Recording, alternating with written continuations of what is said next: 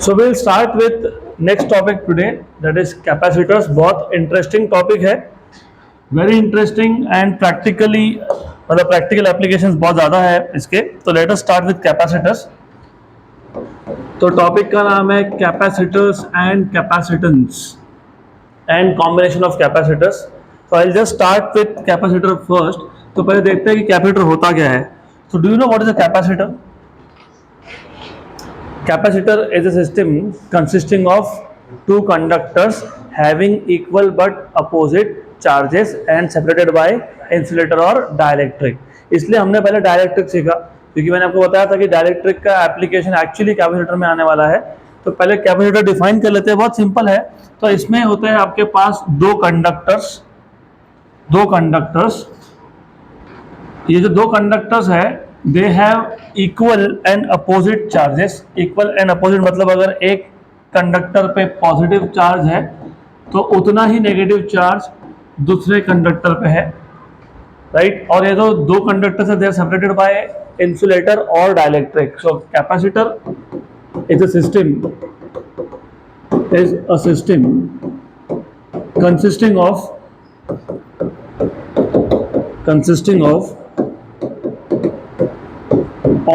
two conductors having equal and opposite charges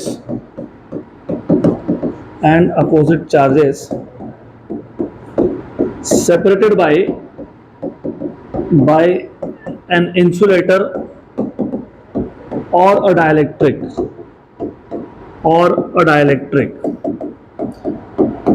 तो अगर दोनों प्लेट्स में, दोनों कंडक्टर के बीच में कुछ भी नहीं हो तो एयर होता है, और एयर खुद क्या होता है, डाइलेक्ट्रिक होता है. तो याद रखो, इट इज नॉट एसेंशियल कि तुम दो प्लेट्स के बीच में हमेशा कोई ना कोई इंसुलेटर या डाइलेक्ट्रिक रखोगे ही. बट अगर कुछ नहीं है तो क्या है, एयर है, और एयर खुद क्या है, डाइलेक्ट्रिक है. एयर क्या है, डाइलेक्ट्रिक है, याद रखना.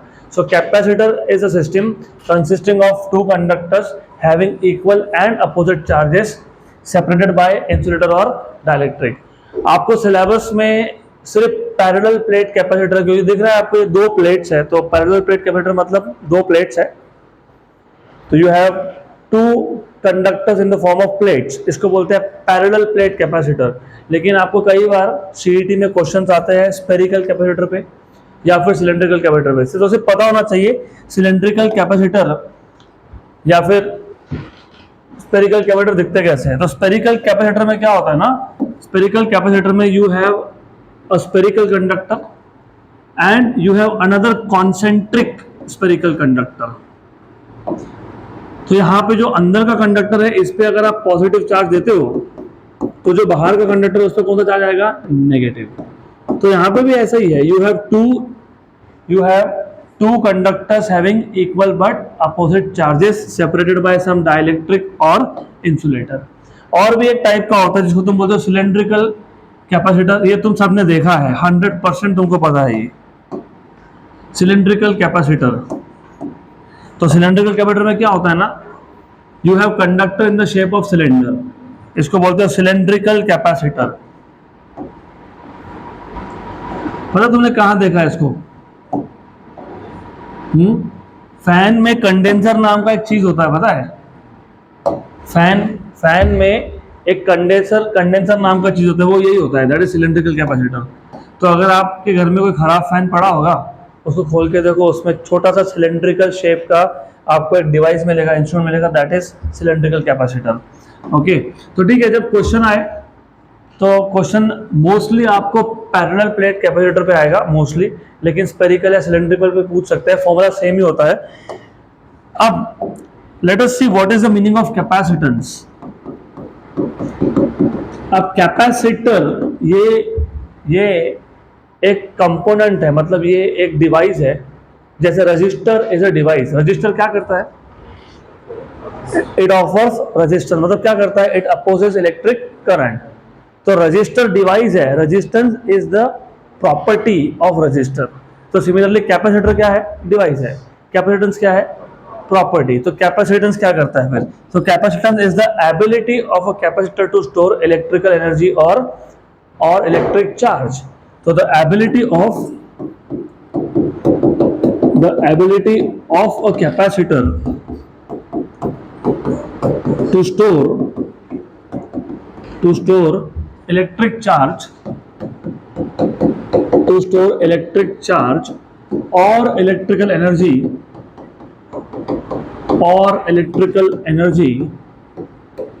is known as capacitance,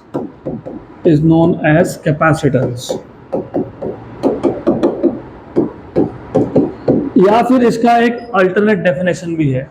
capacitance is defined as the ratio of magnitude of one of the charges.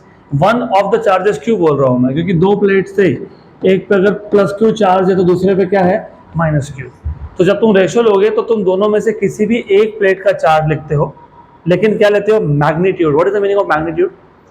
Plus होगा तो भी प्लस लिखना है, माइनस होगा तो भी प्लस लिखना है, राइट। और जहां जहां पे चार्जेस का सेपरेशन हो वहां पे होता है पोटेंशियल डिफरेंस। क्या होता है?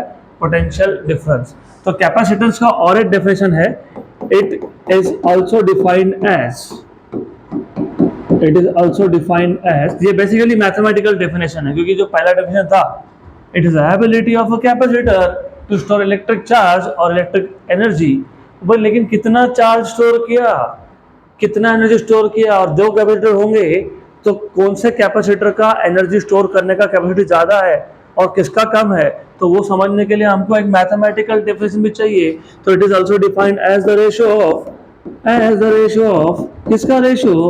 Ratio of magnitude of one of the charges, मतलब magnitude of charges on one of the plates, ऐसा बोल सकते हो।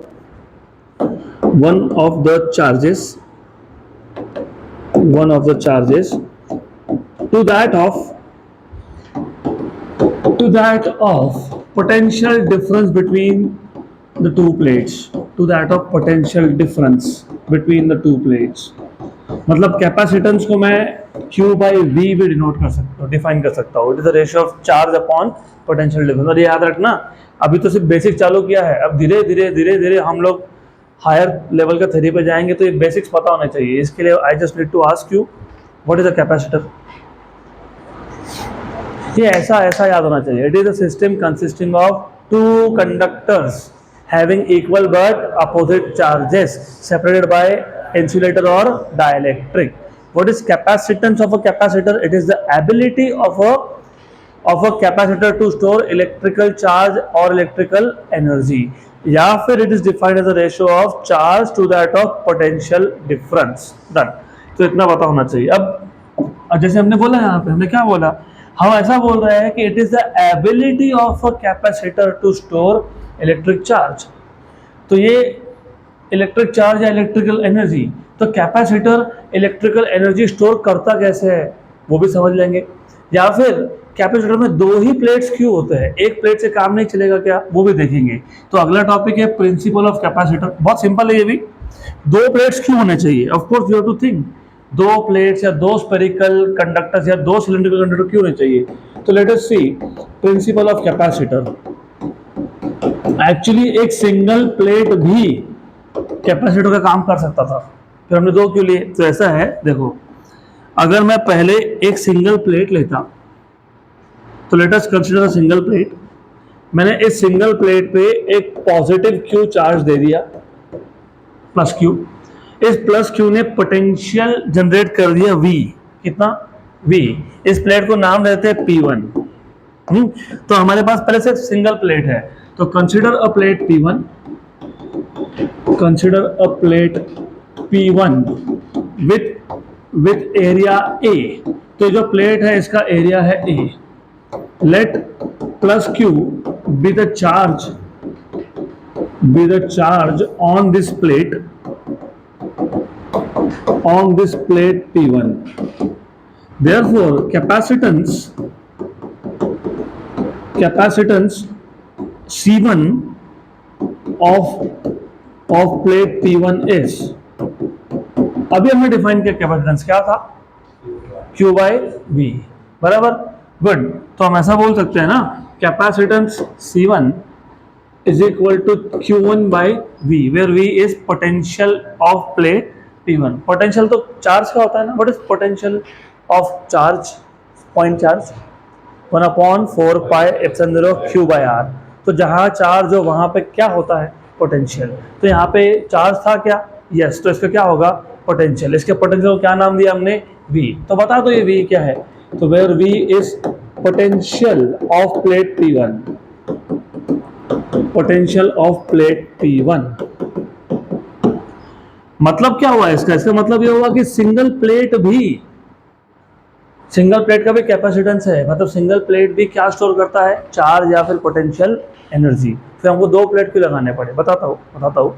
तो पहले वापस थोड़ा सा ध्यान दो. हमको देखना था how does a capacitor work. तो प्रिंसिपल ऑफ कैपेसिटर देखना था. तो हमने लिया पहले सिंगल प्लेट. अब सिंगल प्लेट P1 पे हम उसका एरिया A है, हमने चार्ज दे दिया Q. अब ऐसा है, कितना चार्ज इस प्लेट पे है वो डिपेंड करेगा एरिया ऑफ प्लेट पे. जितना बड़ा प्लेट लोगे उतना ही ज़्यादा चार्ज होगा, और जितना ज़्यादा चार्ज होगा उतना ज़्यादा कैपेसिटेंस होगा, क्योंकि charge and capacitance are directly proportional to each other. सही है यहाँ तक. तो हमने प्लेट लिया P1, उस पर चार्ज दे दिया Q, उसका कैपेसिटेंस कितना है C1, वो क्या आ गया Q by V, where V is the potential due to plate P1. यहाँ तक क्लियर. अब दूसरा प्लेट लाएंगे, क्यों लाएंगे, देखो अब ऐसा है ना, मैंने लाया दूसरा प्लेट. अब क्योंकि ये कंडक्टर है, और मैंने बताया था कल ही कि जो आज मैं टॉपिक बता रहा हूँ उसका कनेक्शन नेक्स्ट लेक्चर के साथ है. कंडक्टर में कौन से दो टाइप के चार्जेस होते हैं, कल ही बताया था, free charges and bound charges. Free charges कौन होते हैं, इलेक्ट्रॉन्स. तो जैसे ही तुमने प्लेट P2 को प्लेट P1 के पास में रखा, तो जो फ्री चार्जेस थे इलेक्ट्रॉन्स, वो यहाँ पे इंड्यूस हो जाएंगे. मतलब कंडक्टर के नेगेटिव चार्ज P1 प्लेट के पॉजिटिव चार्ज की तरफ अट्रैक्ट होंगे, तो वो प्लेट P2 के अंदर के साइड पे आ जाएंगे. इसको बोलते हैं इंड्यूस होना. क्या होना, इंड्यूस होना. तो when a plate P2 is brought near plate P1, negative charges are induced on the inner surface. So when a plate P2 is brought near plate P1, negative charges are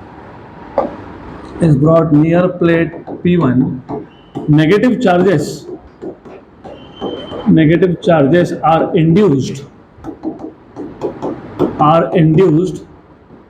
on the near surface of plate P2, है ना.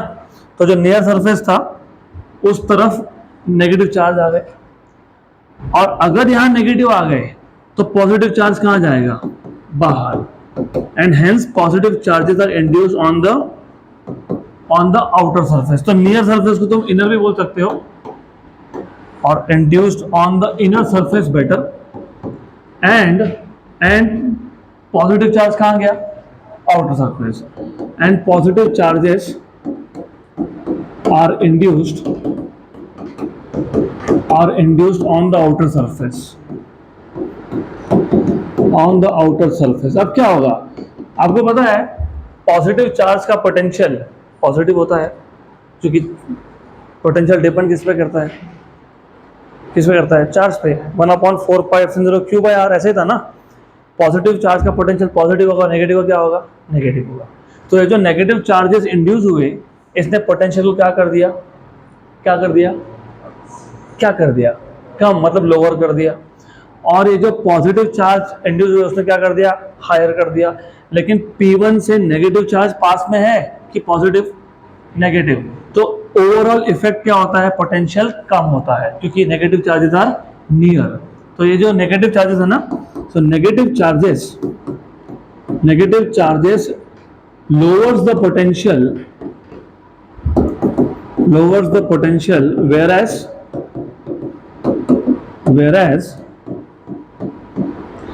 positive charges क्या करता है, raises the potential बढ़ा देता है, raises the potential. but since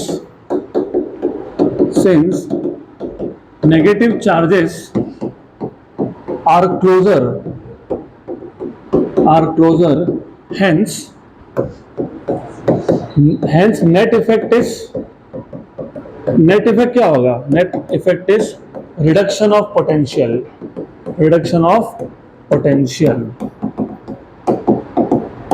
यहाँ तक क्लियर? गुड। अब हम और एक काम करेंगे। ये तो पोटेंशियल तो रिड्यूस हो गया, लेकिन हमको पोटेंशियल और भी कम करना है। क्यों कम करना है मैं आखिरी में बताऊंगा। हम ऐसा करते हैं, तुमने अर्थिंग नाम सुना है? अर्थिंग हर किसी घर में हुआ होगा, नहीं हुआ होगा तो करंट बैठेगा, तो संभाल के रहना अगर अर्थिंग नहीं है तो हर किसी घर में अर्थिंग होता है। अर्थिंग का और एक नाम है ग्राउंडिंग। तो क्या करते हैं ना, ये जो बाहर के पॉजिटिव चार्जेस है जिनका हमको जरूरत नहीं है, हमको जरूरत था अंदर नेगेटिव का, बाहर तो अपने आप ही आ गया, तो इन चार्जेस को हम निकाल लेते हैं और ग्राउंड में डाल देते हैं। इसलिए इसको बोलते हैं ग्राउंडिंग या फिर अर्थिंग, राइट। तो ये जो बाहर के चार्जेस है positive, they can be remove by earthing. So the positive charges on the outer surface can be removed by earthing. Positive charges on the outer surface can be removed by earthing, और earthing को तुम grounding भी बोलते हो। अब ऐसा है, देखो क्या हुआ, प्लेट P1 पे जो पॉजिटिव चार्ज था उसका पोटेंशियल था पॉजिटिव, प्लेट P2 लाया तो अंदर की तरफ आ गया नेगेटिव चार्ज, तो नेगेटिव चार्ज का पोटेंशियल हो गया नेगेटिव, मतलब ये नेगेटिव चार्ज ने पोटेंशियल को क्या कर दिया? कम। और बाहर वापस पॉजिटिव चार्ज आ गया था तो उसने पोटेंशियल बढ़ा दिया था। हमने क्या किया, ये पूरा का पूरा बाहर का पॉजिटिव चार्ज निकाल दिया। तो तुमने एक बार बाहर का पॉजिटिव चार्ज निकाल दिया, तो अब प्लेट P2 क्या काम कर रहा है? पोटेंशियल को कम करने का। क्या काम करेगा? कम करने। तो पहले जब सिर्फ प्लेट P1 था तो पोटेंशियल कितना था? कितना है? V। अब P2 को अर्थिंग करने के बाद जो P2 का पोटेंशियल होगा उसको मैं V डैश बोलता हूं। क्या बोलूंगा? V dash. तो let V dash be the potential of plate P2 after earthing. Therefore net potential is, what is net potential? What is the potential of plate P1? V. What is the potential of plate P2? V dash। लेकिन plate P2 पे कौन सा charge था? तो बीच में क्या होगा? Minus. तो नेगेटिव क्यों? बिकॉज नेगेटिव चार्ज का पोटेंशियल क्या होता है? नेगेटिव होता है। तो क्या आ गया? राइट। तो therefore the capacitance now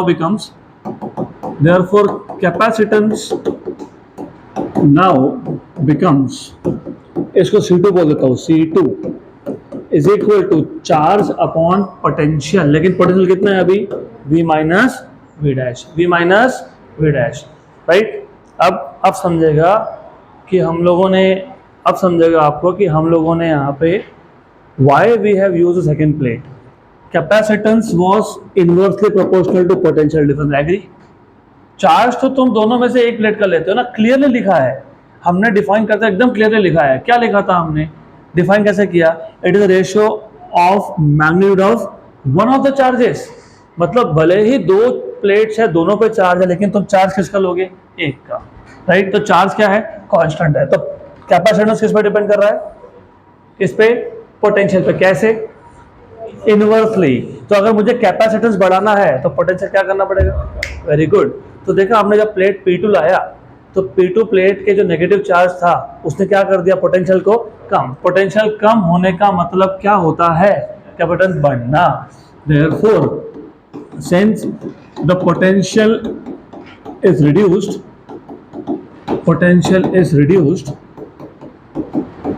hence capacitance increases।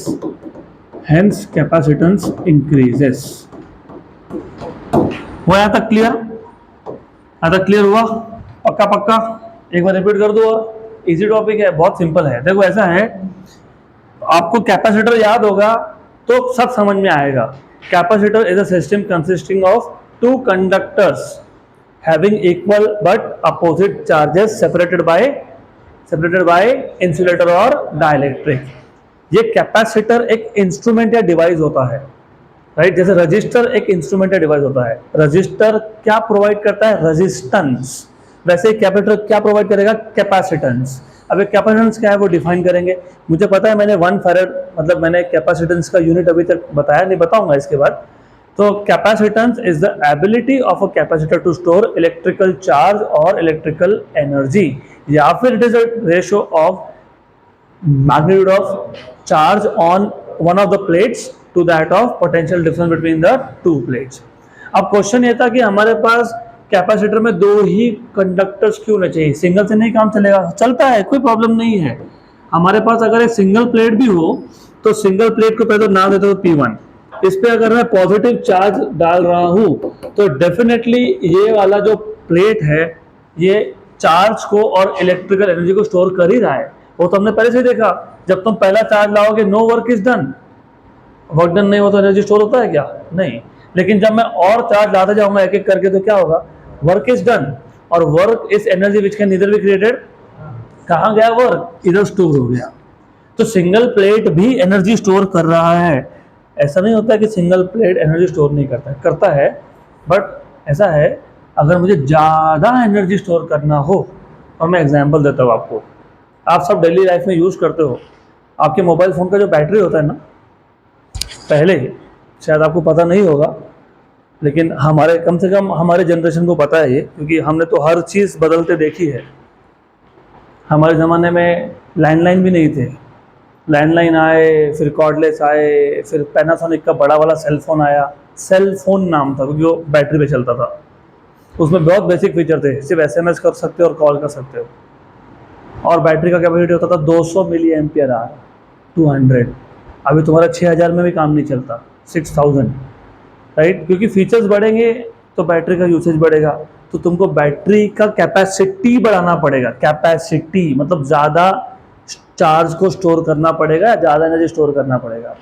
तो यहाँ पे प्रॉब्लम क्या है ना, अगर मुझे ज़्यादा चार्ज स्टोर करना है तो मुझे प्लेट का एरिया बढ़ाना पड़ेगा। प्लेट का एरिया बढ़ने के साथ कैपेसिटर का साइज बढ़ेगा, और कैपेसिटर का साइज बढ़ने के साथ जिस इंस्ट्रूमेंट में तुम इसको यूज़ करने वाले हो उसका साइज बढ़ेगा।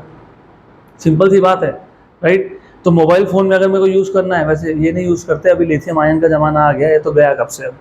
लेकिन इमेजिन मेरे को कैपेसिटी बढ़ाना था तो मैंने प्लेट का एरिया बढ़ा दिया, और प्लेट का एरिया बढ़ा दिया तो मोबाइल फ़ोन टैब बन गया, अभी टैब लेके घूम रहे हैं हम लोग। करते हो क्या ऐसा, बैटरी का कैपेसिटी बढ़ाना है इसके लिए हमने साइज़ बढ़ा दिया, तो वैसा तो होता नहीं है। तो हमको पता यह था कि एक सिंगल प्लेट में भी काम होता है। अगर सिंगल प्लेट यूज़ करते ही तो कैपेसिटेंस होता Q/V, where V is the potential of plate P1। लेकिन इतना कैपेसिटी हमारे लिए सफिशिएंट नहीं है, हमको कैपेसिटी बढ़ाना है। तो फिर अभी क्या करेंगे, फिर एक काम करेंगे और एक प्लेट लाएंगे, इसके पास में रख देंगे, क्योंकि ये कंडक्टर है। कंडक्टर है तो आपको पता होना चाहिए कंडक्टर क्या काम करता है। यहाँ पर नेगेटिव चार्ज आ जाएगा, क्योंकि कंडक्टर में फ्री चार्जेस होते हैं, दे कैन मूव एनीवेयर। तो जो नेगेटिव चार्जेस है वो अंदर की तरफ आ जाते हैं, क्यों, क्योंकि पॉजिटिव चार्ज उसको अट्रैक्ट कर रहा है। तो यहाँ आ गया -Q। तो ये जो P2 प्लेट का नेगेटिव चार्ज था, इसने पोटेंशियल कम कर दिया, क्योंकि नेगेटिव चार्ज का पोटेंशियल नेगेटिव होता है और पॉजिटिव का पोटेंशियल पॉजिटिव होता है, तो इसने पोटेंशियल कम कर दिया। लेकिन इसकी वजह से यहाँ पे पॉजिटिव चार्ज आ गया, तो इसने पोटेंशियल को फिर बढ़ा दिया। Overall effect is the reduction, क्योंकि negative charge they are near, right. पर हमको ये चार्ज नहीं चाहिए ना, तो हमने क्या किया, हमने अर्थिंग करके या ग्राउंडिंग करके ये बाहर वाले सारे चार्ज निकाल के ग्राउंड में डाल दिए। ग्राउंड में डालते हैं इसलिए इसको अर्थिंग बोलते हैं। देखा होगा घर में अगर अर्थिंग करते हैं, एक खड्डा खोदते हैं, उसमें कोयला डालते हैं, कोल, और वहाँ पे वायर छोड़ देते हैं, मतलब जो भी ये बाहर के चार्जेस है वो सीधा अंदर ग्राउंड में, because ground is a good conductor of course. बराबर, गुड, यहाँ तक क्लियर, सही है। तो अर्थिंग करने के बाद जो प्लेट P2 था उसका पोटेंशियल कितना हो गया, V डैश, कितना हो गया, V डैश। तो नेट पोटेंशियल कितना हो गया, V माइनस V डैश। तो नया कैपेसिटेंस का वैल्यू क्या होगा, Q/V minus V dash. Capacitance अगर पोटेंशियल कम हो तो कैपेसिटेंस बढ़ेगा, तो बढ़ गया। तो सिर्फ एक प्लेट पास में आने से कैपेसिटेंस की वैल्यू बढ़ गई, तो अब ज़्यादा कैपेसिटी है कंपेयर टू अर्लियर। यहाँ तक क्लियर? पक्का? अब कैपेसिटर को हम लोग ग्राफिकली, क्योंकि देखो जब हम कैपेसिटर एक सर्किट में यूज करेंगे, जैसे हम रेजिस्टेंस भी एक सर्किट में यूज करते हैं, तो रेजिस्टेंस के लिए क्या दिखाते हो? ऐसा सिंबल दिखाते हो ना, तो ये रजिस्टर होता है। वैसे ही कैपेसिटर के लिए तुम ऐसे दो लाइंस ड्रॉ करते हो ऑफ सेम लेंथ। तो सर्किट में अगर दिखाना है तो कैपिटल कैसे दिखाओगे? दो लाइन से और सेम लेंथ। सेम लेंथ क्यों? अगर मैं एक लाइन बड़ा और एक लाइन छोटा करूँ तो ये कौन होता है? ये सेल होता है। कौन होता है? सेल। ये सेल होता है, उसमें से बड़ा लाइन होता है पॉजिटिव और ये होता है नेगेटिव। लेकिन हम तो कैपेसिटर की बात कर रहे हैं ना, तो we will use two lines of the same length. ज़्यादा क्लियर? अब हम डिफाइन करेंगे what is 1 farad capacity. Simple है, जैसे रेजिस्टेंस को तुम मेजर करते हो ओहम में, वैसे ही कैपेसिटेंस को तुम मेजर करते हो फैराड में। किसमें? फैराड। किसमें? फैराड। तो अब ये 1 फैराड मतलब कितना? 1 फैराड, फैराड को डिनोट करते हो एफ से। ये साइंटिस्ट के नाम से आता है, फैराडे नाम का साइंटिस्ट है, माइकल फैराडे, उसके सरनेम से आ रहा है farad.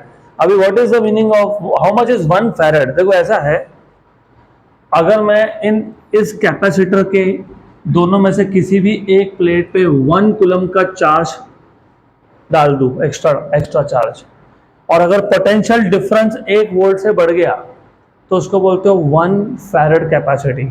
So the capacity of a capacitor is said to be 1 farad if the potential difference increases by 1 volt when 1 coulomb of charge is given to it. देखो लिखा है कैसा, देखो देखो लिखा है, a capacitor has a capacitance of 1 farad if the potential difference across it rises by 1 volt when 1 coulomb of charge is given to it. Okay, so capacitor,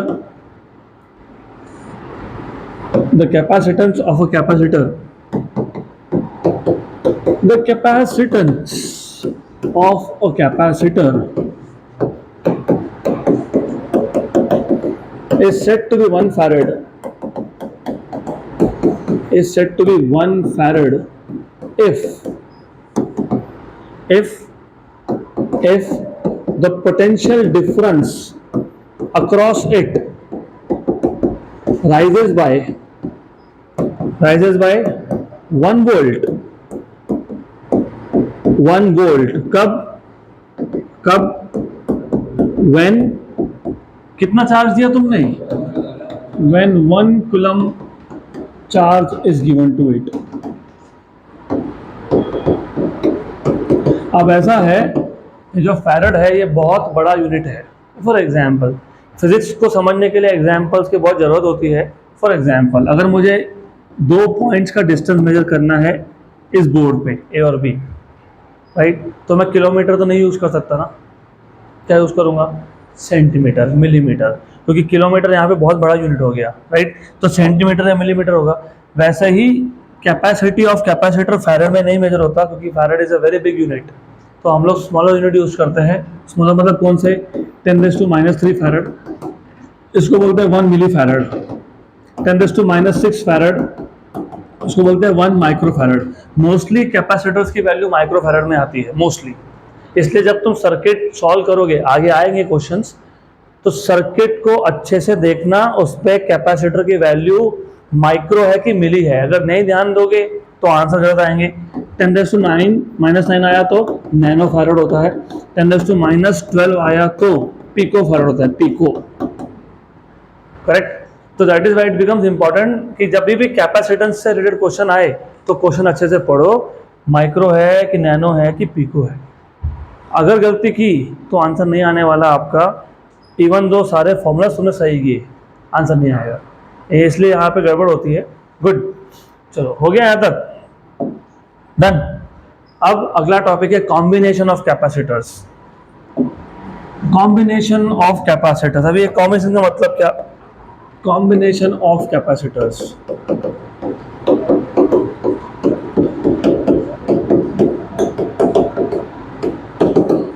हमने combination of register भी देखा था, याद है क्या?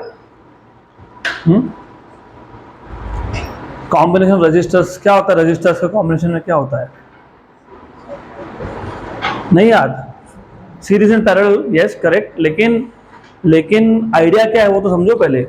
क्या होता है ना, कभी कभी सर्किट्स में हमको बहुत सारे कैपेसिटर्स लगाने पड़ते हैं, जैसे रजिस्टर बहुत सारे लगाए वैसे कैपेसिटर भी बहुत सारे लगाए, राइट। अब ये जितने भी तुमने कैपेसिटर लगाए वो सब मिलकर कोई एक काम करेंगे। जैसे रजिस्टर सब मिलके, for example, just for an example, मैंने दो दो ओहम के 5 रजिस्टर लगा दिए सीरीज में, एक के बाद एक। कितने कितने ओहम के? दो दो। कितने लगाए? 5। तो टोटल रेजिस्टेंस कितना हो गया?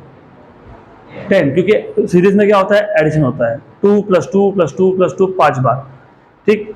लेकिन अगर मेरे पास एक सिंगल 10 ओहम का रेजिस्टेंस होता, तो मैं 5 लगाता क्या?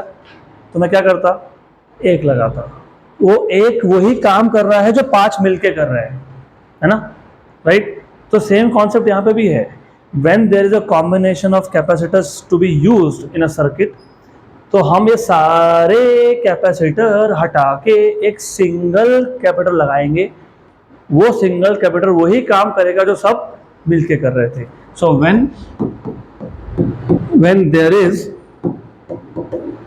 there is a combination when there is a combination of capacitors, when there is a combination of capacitors to be used in a circuit, then क्या कर सकते हो? We can replace all these capacitors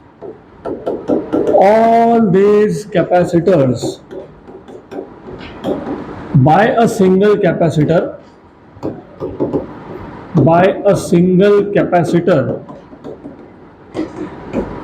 which क्या करता है ये? which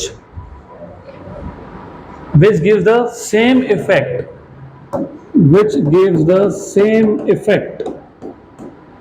as that of the combination, और ये जो तुम सिंगल कैपेसिटर लगाओगे इसको बोलते हो इक्विवेलेंट कैपेसिटर। क्या बोलते हो? इक्विवेलेंट है, बराबर। सिंपल है, बहुत सिंपल है। इसलिए मैं बार बार बोलता हूँ कि थ्योरी समझ लो, रटने की जरूरत नहीं पड़ेगी, सिर्फ लिखना तो है। जब हमको एक कॉम्बिनेशन ऑफ कैपेसिटर लगने वाला था, हमने कॉम्बिनेशन हटा के एक सिंगल लगा दिया। वो सिंगल वही काम कर रहा है जो सब मिलके कर रहे थे। इससे 2 फायदे हुए। सर्किट का साइज छोटा हो जाएगा, क्योंकि तुम 10 कैपेसिटर लगाओगे उसके यहाँ पे 1 लगा दो, जगह कम लगेगी।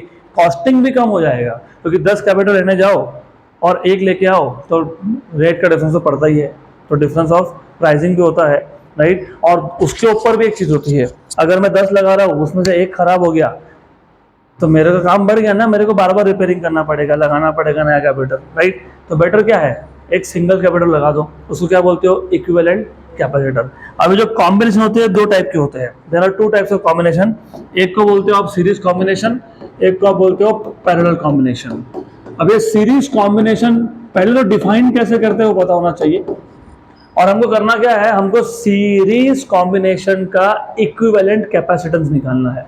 मतलब अगर मेरे पास n नंबर ऑफ कैपेसिटर होते हैं सीरीज में, उसको अगर हटा के एक सिंगल लगाऊंगा तो वो सिंगल कैपेसिटेंस का फॉर्मूला क्या होगा, ये फाइंड करना है। तो पहले तो पता होना चाहिए how do you define series combination. 3 से 4 तरीके हैं सीरीज कॉम्बिनेशन को डिफाइन करने के, मैं तीनों चारों बता देता हूं आपको। तो सीरीज में क्या होगा, सीरीज कॉम्बिनेशन में क्या होता है, इफ यू सी, मेरे पास मैं 3 कैपेसिटर लेता हूं, आई टेक 3 कैपेसिटर्स, 3, एक दूसरा यहां पे और तीसरा यहां पे। मैंने ले लिया 3 capacitors, and as I told you, capacitance को डिनोट करने के लिए हम लोग दो सेम लेंथ के लाइन यूज करते हैं। तो ये आ गया आपके 3 कैपेसिटर्स। मान लेते हैं कैपेसिटर C1, ये है C2, ये है C3, और इन तीनों के कॉम्बिनेशन को हमने एक सेल या एक बैटरी कनेक्ट कर दिया। तो we have connected a cell or a battery to the combination, right. एक लगा दिया यहाँ पे, चलो पॉजिटिव चार्ज, पॉजिटिव प्लेट और नेगेटिव प्लेट, ये हो गया पोटेंशियल डिफरेंस भी। इसको बोलते हैं अप्लाइड पोटेंशियल डिफरेंस। क्या बोलते हैं? Applied potential difference. क्या बोलते हैं? Applied potential difference. अगर तुम एक सर्किट में एक अप्लाइड पोटेंशियल डिफरेंस भी लगा रहे हो और अगर उस सर्किट में 3 कैपेसिटर है तो तीनों कैपेसिटर मिलके इस पोटेंशियल डिफरेंस को यूज करने वाले हैं। क्या करने वाले हैं? यूज करने वाले। मतलब फॉर एग्जांपल, मैं एग्जांपल बता रहा हूँ, सिर्फ एग्जांपल बता रहा हूँ। अगर 10 वोल्ट का सप्लाई है तो 10 वोल्ट कहाँ गया? इन तीनों ने यूज किया। किसने यूज किया? इन तीनों ने। तो पहले कैपेसिटर के अक्रॉस जो भी वोल्टेज यूज होगा उसको बोलेंगे पोटेंशियल ड्रॉप। क्या बोलेंगे? पोटेंशियल ड्रॉप या फिर पोटेंशियल डिफरेंस अक्रॉस C1। जो दूसरे के अक्रॉस यूज हुआ उसको बोलेंगे पोटेंशियल ड्रॉप या फिर पोटेंशियल डिफरेंस अक्रॉस C2, और तीसरे के अक्रॉस बोलेंगे पोटेंशियल ड्रॉप अक्रॉस C3। तो जो पहले कैपेसिटेंस ने इस बैटरी का वोल्टेज यूज किया उसको बोलेंगे V1, जो दूसरे ने यूज किया उसको क्या बोलेंगे? V2, और जो तीसरे ने यूज किया क्या बोलेंगे उसको? V3। क्या बोलेंगे उसको? V3। सही है, बराबर। अब एक just an example.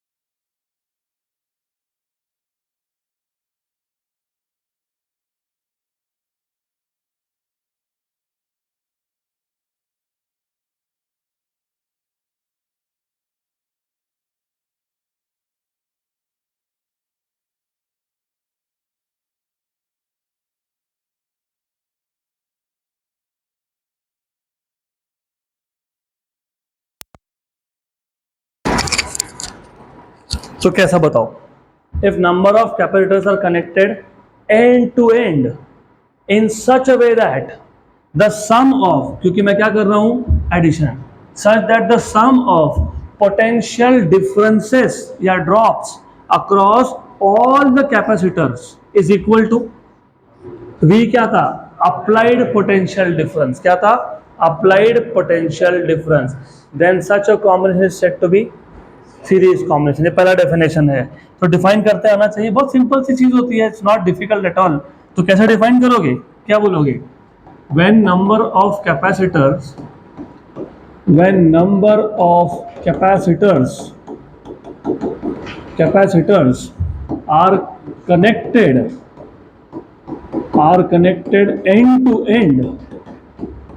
end to end in such a way that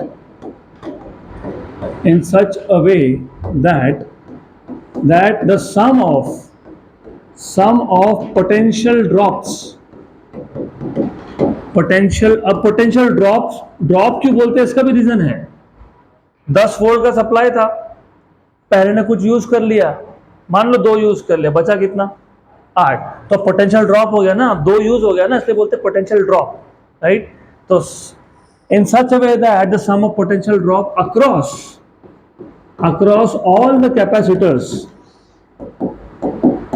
across all the capacitors is equal to what? Is equal to applied potential difference. Then such a combination is said to be,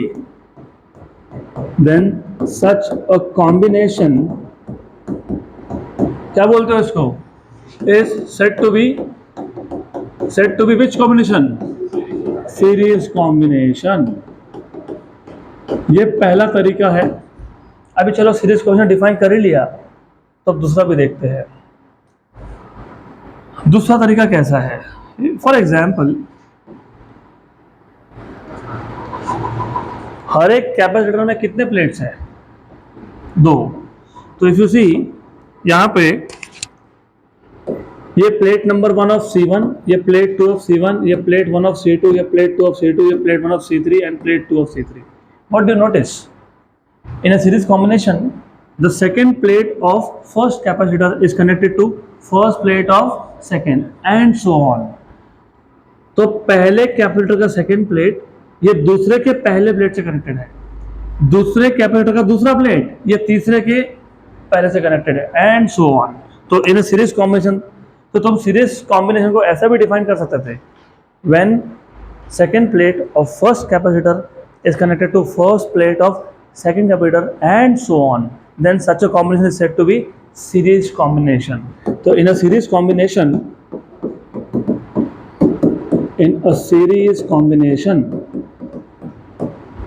second plate of first capacitor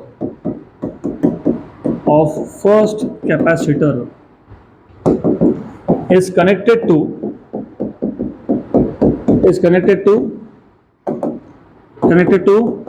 first plate of कौन सा capacitor, second capacitor, and so on. तो ऐसा होता है series combination में, right. तीसरा definition भी है। अब देखो क्या होगा, थोड़ा अच्छे से समझोगे तो अच्छी बात है। इमेजिन मैंने यहाँ पे प्लस क्यू चार्ज दे दिया होता। कौन सा चार्ज? Plus Q. ये प्लस को यहाँ पे कितना चार्ज को अट्रैक्ट करेगा? Minus Q. और ये माइनस क्यू से बाहर कितना आ जाएगा? Plus Q. और इस प्लस क्यू से यहाँ पे कितना आ जाएगा? Minus Q. और इस माइनस क्यू से अंदर कितना आ जाएगा? Plus Q. और इस प्लस क्यू के यहाँ पे क्या आएगा? Minus Q. और यहाँ पे क्या आएगा? Plus Q. यहाँ पे क्या आ जाएगा? प्लस क्यू और यहाँ पे क्या आ जाएगा? Minus Q. फिर यहाँ पे क्या होगा? Plus Q. यहाँ पे क्या होगा? Minus Q. और यहाँ पे फिर क्या आएगा? Plus Q. और एक काम करेंगे, आखिरी वाला जो भी कैपेसिटर होगा ना, उसको ग्राउंडिंग करके चार्ज निकाल लेंगे। तो सीरीज कॉम्बिनेशन में क्या हुआ? हर एक कैपेसिटर पे चार्ज क्या है? सेम है। क्या है? सेम है। और ये रेजिस्टेंस जैसा ही है, क्योंकि रेजिस्टेंस में क्या था, अगर आप सीरीज में लगा रहे हो तो हर एक रजिस्टर से करंट क्या था? सेम था। यहाँ पे हर एक कैपेसिटर पे चार्ज क्या है? सेम है। तो in a series combination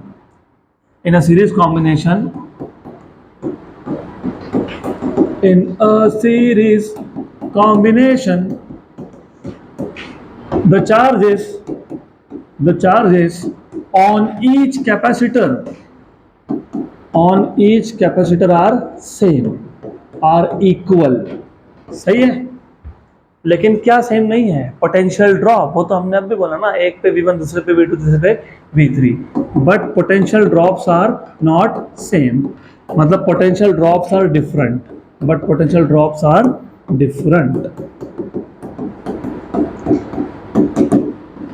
right? Correct? पक्का? जितना मैंने नोट्स में दिया या जितना मैं यहाँ बता रहा हूँ, इसके ऊपर कुछ भी लिखने की जरूरत नहीं है। You will get full marks. एकदम सिंपल करके दिया है। Is the most simplified way, notes में दिया हुआ है वो। तो अभी मैंने आपको बताया सीरीज कॉम्बिनेशन में V क्या होता है? V1 plus V2 plus V3, equation number 1। लेकिन हमने अभी कैपेसिटेंस को डिफाइन किया था। क्या था? Q by V, right? तो V क्या आ जाएगा? Q by C। तो V1 क्या आ जाएगा? Q1 by C1। V2 क्या आ जाएगा? Q2 by C2। और V3 क्या आ जाएगा? Q3 by C3। लेकिन अभी तो तुमने बोला सारे कैपेसिटर पे चार्ज सेम है, तो Q1, Q2, Q3 की वैल्यू सेम है। तो क्या है? Q है। कितना है? Q है। तो Q1, Q2, Q3 all are same, right? Correct? Right, लिख देता हूँ मैं। Since Q1 equal to Q2 equal to Q3 equal to Q। यहाँ तक क्लियर? पक्का? श्योर? तो ये इक्वेशन नंबर 2 कहाँ सब्स्टिट्यूट करेंगे? इक्वेशन नंबर 1 में। सो फ्रॉम 1 and 2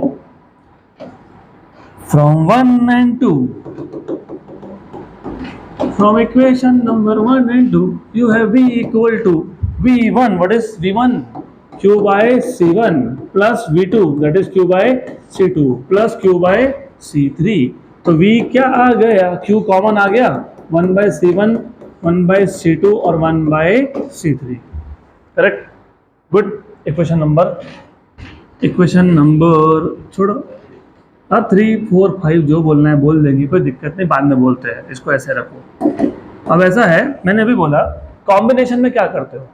कॉम्बिनेशन में तुम कॉम्बिनेशन को हटाते हो और क्या लगाते हो? अभी तो बोला when there is a combination of capacitors to be used in a circuit, then we can replace all this by a, हाँ, तो तुम क्या करोगे, तुम ये सर्किट लोगे, इस सर्किट में से तीनों कैपेसिटर को हटा दोगे और उसकी जगह पे एक सिंगल कैपेसिटर लगाओगे। क्या लगाओगे? सिंगल कैपेसिटर लगाओगे। तो you will put a single capacitor here, और वो जो सिंगल कैपेसिटर तुम लगा रहे हो उसको क्या नाम दिया था हमने? इक्विवेलेंट। क्या बोला था? इक्विवेलेंट। तो ये सिंगल कैपेसिटर है, इसको बोलेंगे इक्विवेलेंट, लेकिन यहाँ पे ये सब सीरीज में थे कि नहीं, तो इक्विवेलेंट को नाम दे देंगे CS। बराबर, करेक्ट। तो ये CS के अक्रॉस कितना पोटेंशियल डिफरेंस है? V है, right. So but C equal to क्या था? Q by V। क्या था? लेकिन C कौन है? CS है। और अगर एक बात बताओ, सीरीज में हर एक कैपेसिटर पे चार्ज Q है, हर एक कैपेसिटर पे कितना चार्ज था? Q। और तीनों को हटा के सिंगल लगाता तो उस पर भी कितना होगा? Q।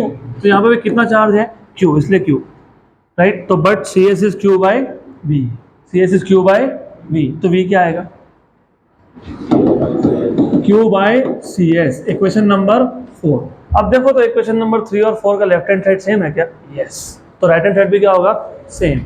So therefore from equation number 3 and 4, from 3 and 4 V, ये भी V, तो V के पे क्या लिखेंगे? Q बाय CS, और Q 1 by C1 plus C2 plus C3, 1 by C1 plus 1 by C2 plus 1 by C3। Q और Q क्या हो गया? कैंसल हो गया। तो क्या आया? 1 by CS equal to 1 by C1 plus 1 by C2 plus 1 by C3। आ गया आपका इक्विवेलेंट का फॉर्मूला। हमने सिर्फ 3 ही कैपेसिटर लिए थे, तो यहाँ पे 3 टर्म्स आए। 4 लेते तो 4 आते, 5 लेते तो 5 आते, n लेते तो n आते। तो for n capacitors in series, for n capacitors in series आपको मिल जाएगा 1 by CS equal to 1 by C1 plus 1 by C2 plus plus plus plus plus plus 1 by C। सही है। और ऐसा भी तो हो सकता है कि जितने भी कैपेसिटर मैंने लगाए सबका वैल्यू ही सेम हो। तो if C1 equal to C2 equal to CN equal to C ऐसा आ गया, तो therefore 1 by CS equal to 1 by C plus 1 by C कितनी बार? n टाइम्स, क्योंकि कितने कैपेसिटर थे? n थे। 2 होते तो 2 बार लिखते हैं तुम, 2 होते तो क्या लिखते? 1 by C plus 1 by C। 3 होते तो कितने थे? 1 by C plus 1 by C plus 1 by C। n times तो कितने बार लिखोगे? n times. What is 1 by C plus 1 by C? 2 by C। अगर 3 होते तो क्या लिखते? 3 बाय C। 4 होते तो 4 बाय C। n है तो कितना? तो 1 by CS equal to n by C। तो CS कितना हो गया? C by n। और ये चीज़ें तुमको जब जेई नीट या CET के क्वेश्चन सॉल्व करते हो उसमें बहुत काम में आते हैं। अगर मेरे पास ना एग्जाम्पल बता रहा हूँ, और इससे तुमको और एक चीज़ समझ में आएगी। एग्जाम्पल बता रहा हूँ, मेरे पास 10-10 माइक्रोफैरड के 10-10 माइक्रोफैरड के 5 कैपेसिटर है। कितने हैं? मैंने सीरीज में लगा दिया। तो what is the effective value?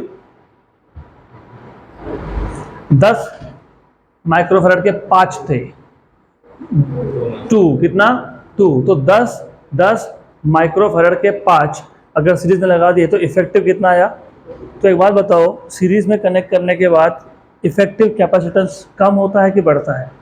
कम होता है, क्योंकि 10 माइक्रोफैरड था, 5 लगा दिए सीरीज में तो कितना हो गया? 2। ये रेजिस्टेंस के साथ कंपेयर करो तो उल्टा है। अगर रेजिस्टेंस में मैंने 10-10 ओहम के 5 रजिस्टर लगाए होते सीरीज में तो कितना हो जाता? 50, राइट। तो अगर मुझे एक सर्किट में इफेक्टिव रेजिस्टेंस बढ़ाना है, तो मैं सीरीज में कनेक्ट करूंगा कि पैरेलल में? सीरीज में। और अगर मुझे एक सर्किट में इफेक्टिव कैपेसिटेंस कम करना है तो सीरीज में लगाओगे कि पैरेलल में? सीरीज में। तो जब आपको एक सर्किट में इफेक्टिव कैपेसिटेंस कम करना होता है, जब आपको एक सर्किट में इफेक्टिव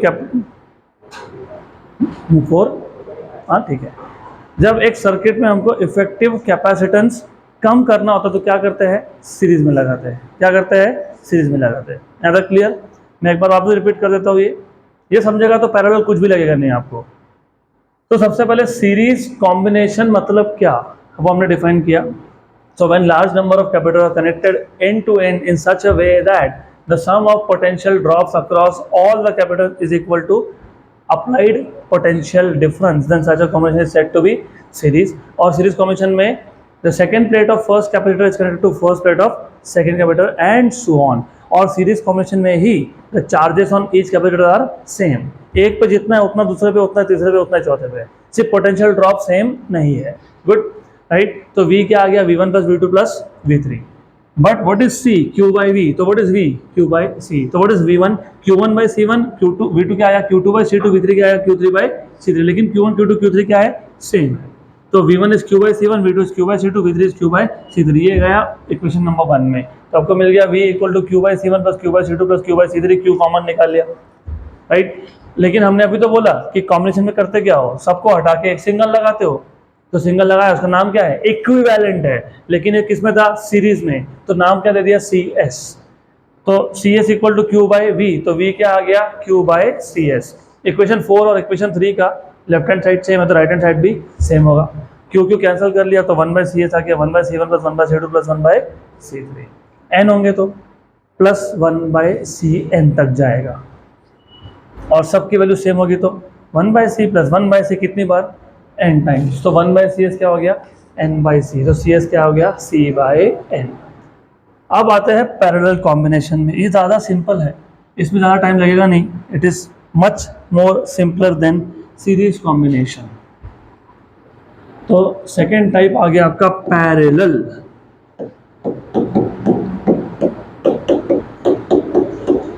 पैरेलल कॉम्बिनेशन। अब पहले तो ये समझ लो कि पैरेलल कॉम्बिनेशन को डिफाइन कैसे करते हैं। तो पैरेलल कॉम्बिनेशन में हम लोग करते क्या है, इफ यू नोटिस, अगर तुमने अच्छे से नोटिस किया होगा तो सीरीज कॉम्बिनेशन में किसी भी दो कैपेसिटर्स में एक इलेक्ट्रिकल पॉइंट कॉमन था। मैंने बोला ना 4 तरीके हैं डिफाइन करने के, मैंने तो 3 ही किए, चौथा बाकी है। चौथा कैसा होता है, when capacitors are connected in such a way that only one electrical point is common between the two।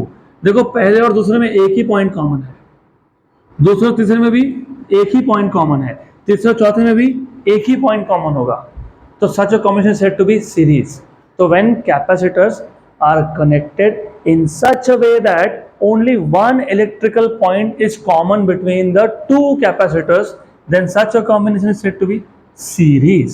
अब पैरेलल का क्या, फिर पैरेलल का ऐसा होता है, पैरेलल में क्या करते हो, पैरेलल में सारे कैपेसिटर्स का एक plate one plate of each goes to one common electrical point, और दूसरा goes to another common electrical point. मतलब क्या बता देता हूं, डोंट वरी, इट्स सिंपल, कोई दिक्कत नहीं है, समझ में आ जाएगा, 2 मिनट रुको सिर्फ।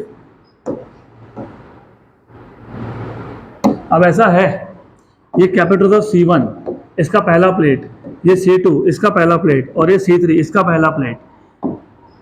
तो एक प्लेट इन तीनों को एक कॉमन इलेक्ट्रिकल पॉइंट से कनेक्ट कर दिया, और उस कॉमन इलेक्ट्रिकल पॉइंट को A नाम दे देता हूं। और जो दूसरा प्लेट है, ये दूसरे इलेक्ट्रिकल पॉइंट पे जाएगा, ये दूसरे साइड पे जाएगा,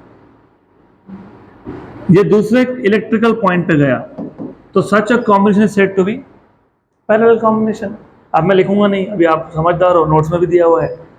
when the capacitors are connected in such a way that the plates of all the capacitor are connected between 2 common electrical points. पिछले केस में क्या था, when the capacitor are connected in such a way that only one electrical point is common between 2। यहाँ पे वैसा नहीं है, यहाँ पे the plates are connected in such a way that the plates of all the capacitors are connected between 2 common electrical points। और ये जो 2 common electrical points है ना, इन दोनों common electrical point में से ही हम लोग बैटरी भी कनेक्ट कर देते हैं, सेल, पोटेंशियल डिफरेंस। तो यहीं पे हम लोग पोटेंशियल डिफरेंस भी कनेक्ट कर देते हैं बिटवीन ए एंड बी। तो यहाँ पे आ गया आपका पोटेंशियल डिफरेंस। आया समझ में? पक्का? अब ऐसा है, पैरेलल में तुम 2 लगाओ, 3 लगाओ, 200 लगाओ, 3 लाख लगाओ, 3 करोड़ लगा दो, जितने भी कंपोनेंट्स लगाओगे पैरेलल में, उन सबके अक्रॉस पोटेंशियल ड्रॉप उतना ही होता है जितना बैटरी का है। मतलब इस केस में what is same? Potential drop. What is not same? Charges. तो यहाँ पे चार्ज Q1 है, इस पे चार्ज Q2 है और इस पे चार्ज Q3 है। तो सेकेंड डेफिनेशन भी बन गया, when capacitors are connected in such a way that the potential drop across each of them is same but charges are not same, then such a combination is said to be parallel। बराबर? पक्का?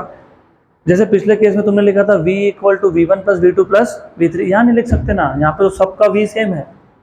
V1 is V, V2 is V, V3 is also V।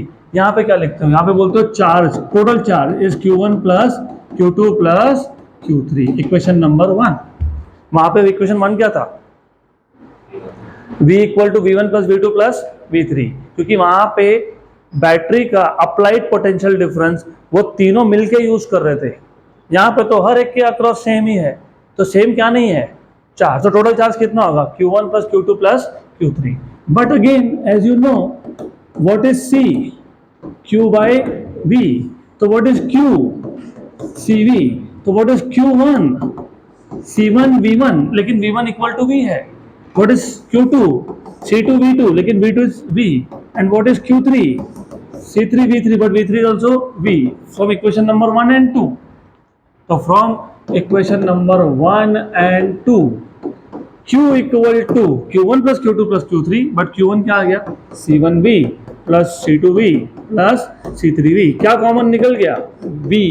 तो C1 plus C2 plus C3 into V, equation number 3, right? But again same चीज। Equivalent का मतलब क्या होता है? Equivalent का मतलब ये होता है कि मैं सारे कैपेसिटर को हटा के क्या करने वाला हूं? बता दो। एक सिंगल लगाने वाला हूं। क्या करने वाला हूं? एक सिंगल। Very good. तो इसका मतलब ये होता है कि मैं ऐसा कर सकता था, मैं सारे कैपेसिटर्स को हटा के एक सिंगल लगा देता। इसको नाम क्या देता? CEQ। लेकिन ये किसमें थे? पैरेलल में। तो क्या लिख दिया? CP। पहले क्या लिखा था? CS। क्यों लिखा था? तो सीरीज में थे। एक इसमें है, पैरेलल में है। ओके, तो ये प्लस, ये माइनस और ये V, राइट? बराबर, गुड। तो देन आपको पता ही है C क्या होता है? Q बाय V, बराबर। तो C के पे क्या लिखूंगा? CP। तो Q क्या बन जाएगा? CPV, equation number 4। देखो जरा, इक्वेशन नंबर 3 और 4 का लेफ्ट हैंड साइड सेम है, तो राइट हैंड साइड भी सेम होगा। तो from equation number 3 and 4 you will have CPV equal to C1 plus C2 plus C3 into V। V और V हो गया कैंसल। तो क्या आ गया? इक्विवेलेंट क्या आ गया? C1 plus C2 plus C3। ये तो 3 थे, अगर N होते तो क्या करते? CP equal to C1 plus C2 plus C3 up to Cn। और अगर इन सारे के सारों की वैल्यू सेम होती, तो अगर C1 equal to C2 equal to C3 equal to Cn equal to C होता तो क्या लिखते? CP equal to C plus C कितनी बार? n times. तो कितना हो जाता? n इंटू C, बराबर। तो अगर मेरे पास 10 माइक्रोफैराड कैपेसिटी के 5 कैपेसिटर है और पैरेलल में लगा दिए 50 और सीरीज में लगा दिए तो 2, 10/5। तो अगर हमको एक सर्किट में इफेक्टिव कैपेसिटेंस बढ़ाना हो तो किस में कनेक्ट करोगे? और कम करना हो तो? बढ़ाना हो तो? कम करना हो तो? गुड, यहाँ तक क्लियर? पक्का? So will stop for today. कल इसके आगे